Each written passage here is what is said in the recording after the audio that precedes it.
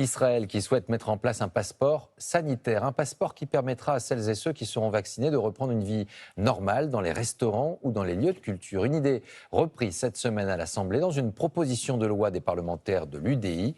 Après l'exigence de tests pour se rendre en Corse, cette nouvelle étape serait-elle acceptée politiquement et serait-elle constitutionnelle? Décryptage Hugo Pufnet, Nicolas Coadou avec Mathieu Baudouin. En plein débat sur les vaccins, c'est une idée soumise à l'Assemblée nationale. Présentée par un groupe de députés, un passeport sanitaire pour retrouver une vie normale.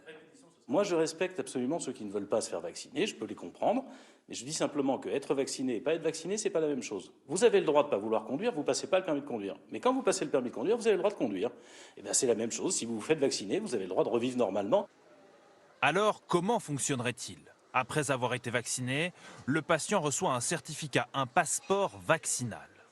Il peut ainsi retourner dans les restaurants, les bars, les musées ou encore certains commerces. Ce passeport a déjà été acté à l'étranger, en Israël.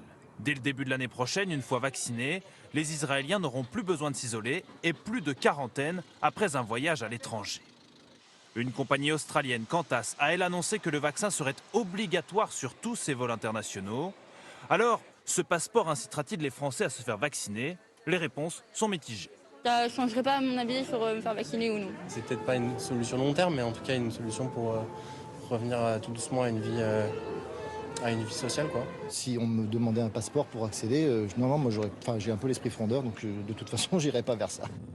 Pourtant, l'obligation vaccinale existe déjà. Pour se rendre en Guyane, un vaccin contre la fièvre jaune est exigé. Pour les enfants également. Depuis 2018, ils doivent recevoir 11 vaccins différents, de la coqueluche, rougeole à la poliomyélite. Sans vaccin, ils peuvent être refoulés des écoles, crèches, centres de vacances et leurs parents poursuivis par la justice. Mais dans ce cas précis, le passeport vaccinal pourrait créer une discrimination contraire à la loi. On ne peut envisager un passeport vaccinal que si tout le monde et 100% de la population peut accéder au vaccin. Et on sait qu'aujourd'hui, ce n'est pas encore le cas, puisqu'il faut plusieurs vagues de vaccination pour que l'ensemble de la population puisse l'être. Selon le gouvernement, seuls 14 millions de Français seront vaccinés au mieux à l'issue de la phase 2, soit 20% de la population.